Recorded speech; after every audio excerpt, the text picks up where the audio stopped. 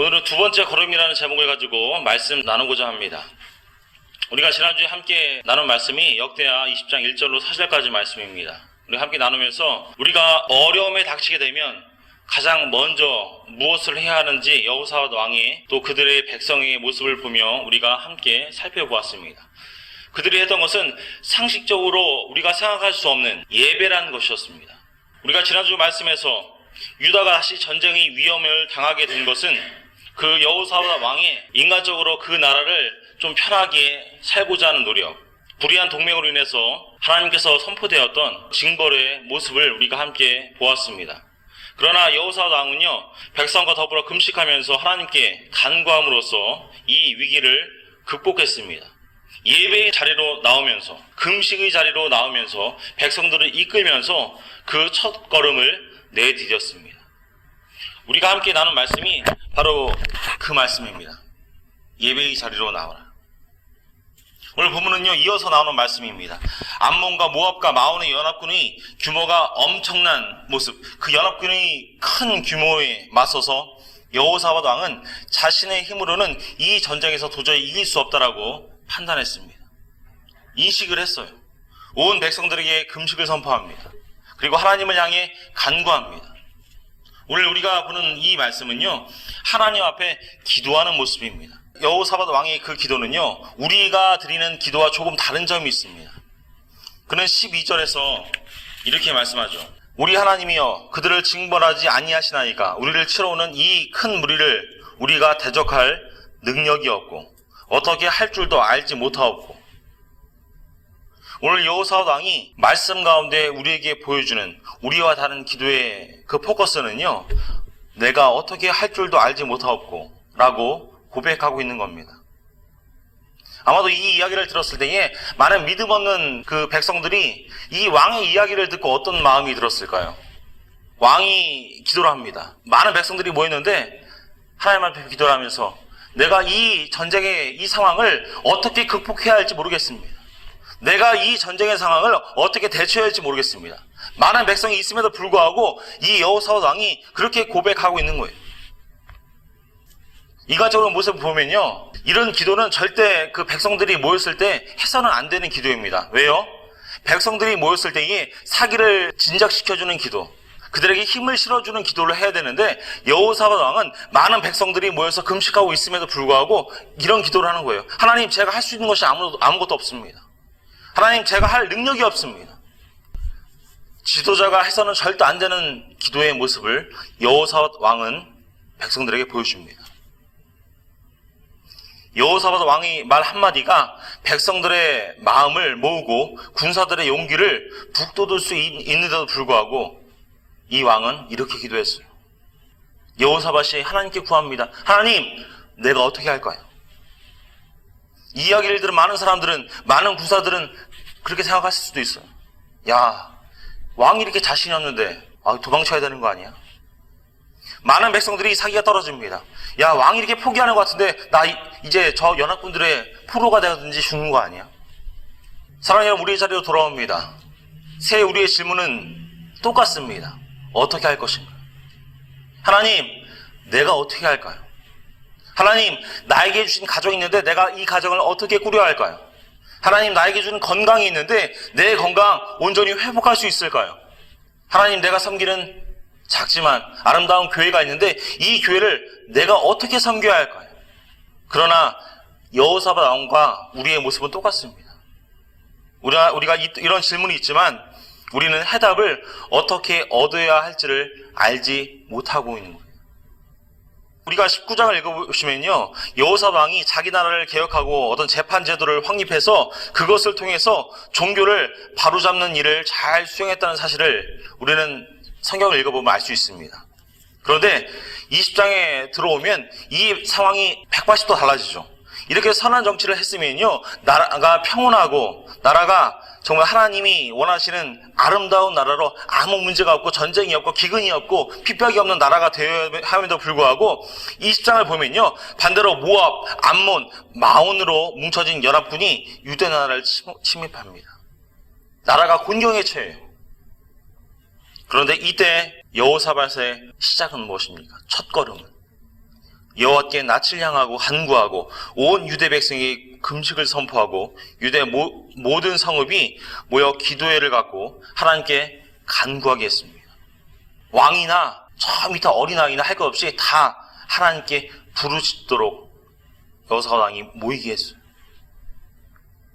그 결과 어떻습니까? 우리가 읽지 않았지만 15절 말씀 보시면요, 큰 무리로 인하여 두려워하거나 놀라지 말라. 이 전쟁이 너에게 속한 것이 아니요 하나님께 속한 것이니 너희는 여호와를 신뢰하고 선지자를 의뢰하면 모든 것이 형통하리로다. 하나님께서 그들에게 약속하셔 주셨습니다. 사랑하는 여러분, 하나님은 우리가 어떻게 해야 할 것인지 어떻게 할 것인지를 알려주길 원하시는 분이 우리 하나님이신 줄로 믿습니다.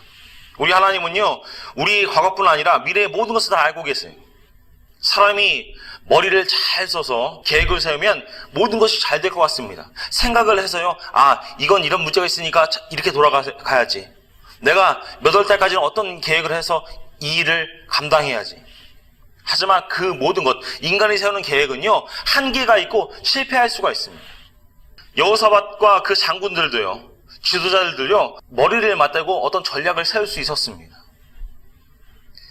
인간적인 어떤 전략을 세워가지고 하나님, 저희가 인간적인 이런 전략을 세웠어요. 일단 방어 진지가 깨졌으니까 우리가 한 성에 모여서, 성읍에 모여서, 성전에 모여서 잘 방어를 할게요. 방어하는 방법은 1, 2, 3가 있습니다. 1, 2, 3가 있는데 첫 번째 이거고 두 번째 이거고 세 번째 이겁니다.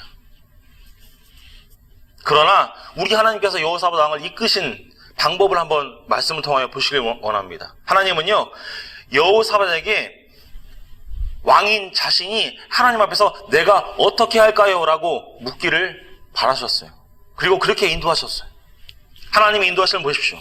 여호사밧 왕이 백성들 앞에서, 그 군중들 앞에서 자기가 어떤 왕으로서 행동하지 않도록 하나님만 보이게 하셨습니다. 그가 하나님 앞에 서게 하셨고요, 그가 하나님의 약속을 기억하게 하시고 그 약속을 붙잡고 그 백성들 앞에서 기도하게 만드셨어요.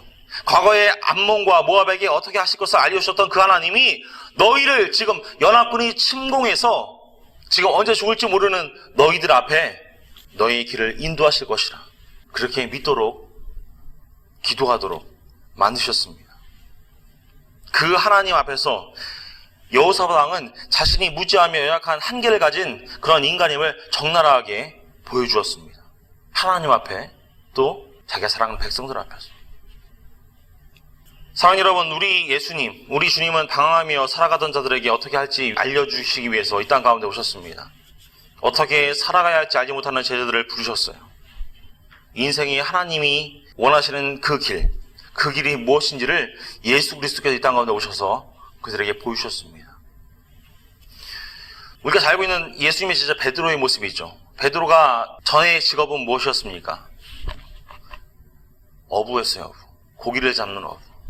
그 고기를 잡는 어부를 예수님께서 부르셨어요. 내가 갈 길은 그 길이 아니야. 세리였던 마태를 부르셨습니다. 내가 할 일은 돈 계산하는 그 세리의 역할이 아니야. 오늘 살아가는 우리에게도 마찬가지입니다. 예수님께서 우리 가운데 오셔서 성령 하나님과 더불어 우리가 어떻게 살아가야 할 것인지를 알려주십니다. 믿는 자들에게 오셔서 함께 하시며 하나님의 뜻과 하나님의 계획을 보여주십니다. 어떻게 해요? 말씀 가운데서, 예배 가운데서, 기도하는 가운데서. 사랑하는 여러분, 기도는 무엇입니까? 기도는 어떻게 할 것을 아시는 하나님께 우리가 나아가는 거예요. 하나님, 내가 어떻게 해야 되죠? 여호사밧 왕이 우리에게 보여줬던 그 모습 한번 상상해 보셨으면 좋겠어요. 그 왕이라는 것이 얼마나 대단한 존재입니까? 이스라엘의 왕이라는 것이 얼마나 대단한 존재예요. 좋은 옷을 입었고요, 대단하게 백성들이 보는 그 사람이 하나님 앞에 기도할 때에 무릎 꿇고 기도합니다. 하나님, 내가 아무것도 할 수 없는 것 같아요. 내가 아무 능력이 없습니다. 어떻게 할까요? 어떻게 해야 되나요? 이 고백은 어떤 고백입니까? 인간은 유능해 보이나 어떤 한계 상황 앞에서는요, 무지하고 연약한 존재예요. 작아질 수밖에 없는 존재입니다. 하지만 반면에 하나님은 어떤 분이십니까? 그 어떤 상황 가운데서도, 어떤 문제 가운데서도 하나님은 전능하시고 전지하시는 하나님이에요. 그 하나님은 모든 것을 알고 계시고요, 그의 백성을 위하여 실수 없이 모든 일을 행하실 수 있는 분이 하나님이시라는 사실이에요. 그 하나님을 믿으며 여호사밧 왕은 구하는 겁니다. 하나님, 능력의 하나님, 전능하신 하나님, 내가 어떻게 해야 합니까? 우리가 지난주에 말씀 나눴죠. 예배에 대한 말씀. 진정으로 예배하는 자에게 예배를 통하여 하나님의 어떤 전능하심, 하나님의 능력을 경험하게 하십니다. 예배하는 자는 하나님을 크게 볼 수 있어요. 하지만 예배하지 않는 자는 하나님의 존재를 잊어버리며 살아갈 수밖에 없습니다. 하나님의 존재가 작게 여겨져요. 예배를 통해서 전능하신 하나님을 발견한 자는 자신의 방법과 자신의 계획과 자신의 생각과 자신의 욕망을 다 포기할 수 있습니다. 왜요? 나보다 뛰어난 하나님이 계시기 때문에, 나보다 더 능력의 하나님이 계시기 때문에, 나보다 더 나의 삶을 잘 인도하시는 하나님이 계시기 때문에. 예배는요, 다시 말씀드리지만 하나님을 만나는 자리입니다. 우리가 예배에 왜 오셨습니까? 하나님을 만나기 위해서 오셨습니다. 기도는요, 그 하나님께 내가 어떻게 해야 할지를 구하는 것입니다. 우리 인간 스스로 만든 어떤 해답은요, 때로는 실패할 때가 있습니다. 때로는 고통과 어려움 가운데 이끌 때가 있어요. 하지만 예배를 통해서 하나님의 도우심을 통해서 얻는 해답은요, 하나님을 통하여 얻는 해답은 다릅니다. 오늘 여호사밧처럼 대적의 공격 앞에서 자신의 계획이 아니라 하나님의 인도를 받으시는 우리 사랑하는 가족들 다 될 수 있기를 축원합니다. 여호사밧이 기도한 곳은요, 하나님의 임재와 응답을 구하는 예배의 자리였습니다. 꼭 성전에 모여서 예배하지 않아도 돼요. 우리의 삶의 자리에서 예배하는 자리가 이런 자리가 아닐까 생각합니다. 예배를 통하여 하나님께 어떻게 해야 할 것인지를 진심으로 묻는 그런 자들에게, 그런 하나님의 백성들에게 하나님은 해답을 들려주십니다.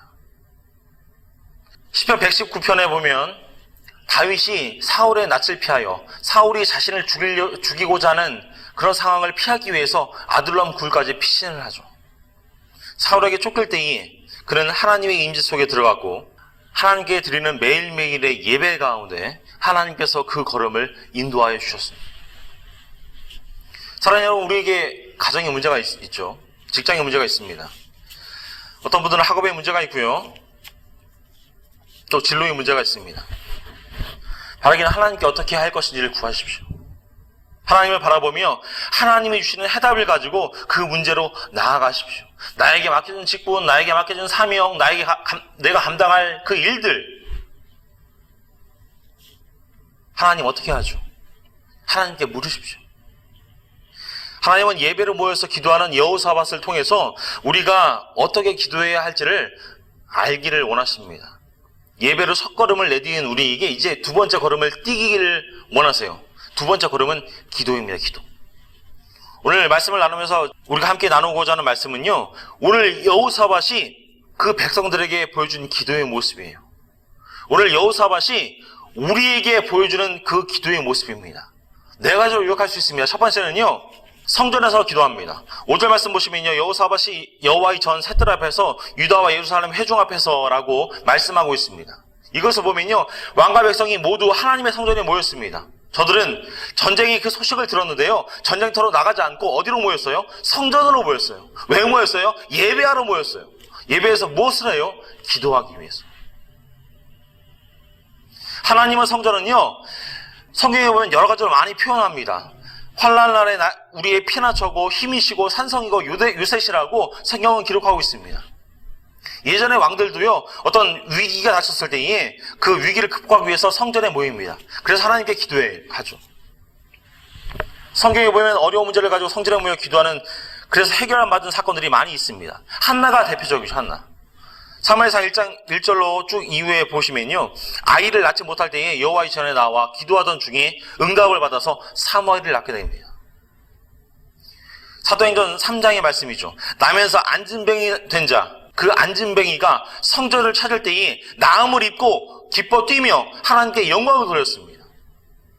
다윗도 마찬가지죠. 바세바를 범했을 때, 그 죄를 지었을 때에 하나님께 나와서 회개한 그 장소가 바로 성전입니다. 오늘날 우리들도 고난과 위기를 당할 때마다 예배 자리를 찾아야 합니다. 성전을 찾아야 돼요. 그 사람에게 하나님의 섭리가 나타나게 될 줄을 믿습니다. 두 번째, 여호사밧이 보여준 기도의 모습은요, 하나님의 능력을 기다리는 기도입니다. 오늘 6절 말씀 보시면 주의 손에 권세와 능력이 있사오니 능히 주와 맞설 사람이 없나이다라고 말씀합니다. 인간의 모든 것이 생사화복과 흥망성쇠라고 하죠. 그 모든 것들이 다 하나님께 능력이 있고 주권이 있다라는 고백입니다. 이것이 여호사밧 왕의 신앙의 고백이에요. 하나님의 크신 능력은요, 공경에 빠진 여호사밧과 그의 백성들을 적의 그 공격으로부터 구원하여 주셨습니다. 하나님을 바라보는 자는요, 하나님의 능력을 체험할 수 있습니다. 하나님의 능력을 체험한 성도는 자신의 능력 있는 삶을 이 땅 가운데 증거할 수 있어요. 하나님 나를 이만큼 사랑해 주셨지. 하나님이 나를 이만큼 인도해 주셨지. 그래서 성경은 이사야서 40장 31절에 이렇게 기록합니다. 오직 여호와를 앙망하는 자는 새 힘을 얻으리라. 우리는 하나님의 능력이 있기에 이 땅을 살아갈 수 있습니다. 우리는 하나님의 능력이 있기에 죄의 권세를 이길 수 있습니다. 우리는 하나님의 능력이 있기에 죽음까지도 이길 수 있어요. 죽음의 권세도 이길 수 있습니다. 하나님을 바라보는 자는요, 모든 시험과 환난을 이기는 승리의 신앙을 소유할 수 있습니다. 세 번째, 여호사밧 왕이 보여준 기도의 모습은요, 하나님께서 그 조상들에게, 열조에게 주신 약속에 근거하는 기도였습니다. 7절 말씀 보시면요, 아브라함과의 약속, 아브라함과의 언약을 기억합니다. 우리 하나님이시여, 전에 이 땅 주민을 주의 백성 이스라엘 앞에서 쫓아내시고 그 땅을 주께서 사랑하시는 아브라함의 자손에게 영원히 주지 아니하셨나이까. 그렇게 예전에 약속하셨잖아요. 8절로 9절 말씀입니다. 이 8절로 9절은 성전을 두고 하신 하나님의 약속이에요. 9절 말씀에 만일 재앙이나 난리나 견책이나 전염병이나 기근이 우리에게 임하면 주의 이름이 이 성전에 있으니 우리가 이 성전 앞과 주 앞에 서서 이 환난 가운데서 주께 부르짖은즉 들으시고 구원하시리라 하였나이다 라고 말씀합니다. 환난 가운데 이 전을 향해 기도하면 내가 들어주겠다라는 고백이, 약속이 하나님의 약속이었어요. 그러므로 그 약속을 근거로 이 대적의 위험에서, 이 전쟁의 위험에서 건져주실 것을 구하고 있는 거예요. 이것이 바로 성전에 대한 약속입니다. 역대하 7장 말씀 보시면요, 15절 16절에 이렇게 말씀합니다. 이곳에서 하는 기도에 내가 눈을 들고 귀를 기울이리니 이는 내가 이미 이 전을 택하고 거룩하게 하여 내 이름으로 이미 여기 영영이 있게 하였음이라. 내 눈과 마음이 항상 여기 있으리라. 어디요? 성전에. 여호사밧 왕은요, 하나님께서 이스라엘을 애굽에서 건져내 주셨고 가나안 땅에 들어가 살면서 성전을 건축하고 봉헌할 때 주셨던 하나님의 그 약속, 하나님의 응답을 다시 한번 기억하면서 하나님 예전에 그 약속 해주셨잖아요. 그 약속을 지금 지켜주세요 라고 기도하고 있는 겁니다. 그때 주셨던 하나님의 그 약속, 앞으로 이 땅에 재앙이나 전쟁이나 온역이나 기근이 임하면 성전에 와서 기도하라. 그러면 내가 그것들을 물리쳐 주리라. 여호사밧 왕은, 그의 백성들은 그 언약을 믿고 하나님께 성전에 나와 기도했던 겁니다. 그것이 세 번째 모습이에요. 네 번째, 여호사밧 왕이 우리에게 보여준 기도의 모습은요, 자신의 연약함을 인정하는 기도입니다. 오늘 12절 말씀입니다.